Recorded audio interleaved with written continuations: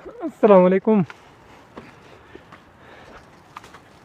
कोहिस्तान सवात में दाखिल हूँ, पतरोड की तरफ जा रहा हूँ। इसके बाद कलाम है, देखिए क्या होता है। टाइम तो थोड़ा रहता है लेकिन है उतर यहाँ। और खूबसूरती देखें, सुभान अल्लाह।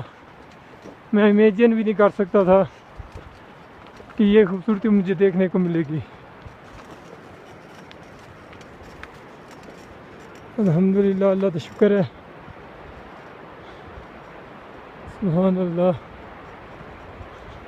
कितना प्यारा ब्यूटीफुल वेज है।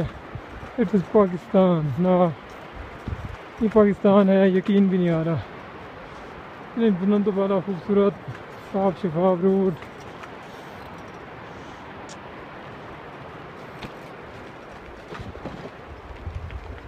ओके दोस्तों, फिर आप रहेगा, अल्लाह हाफिज़। ये रोड है जिसकी तरफ मुझे जाना पड़ रहा है।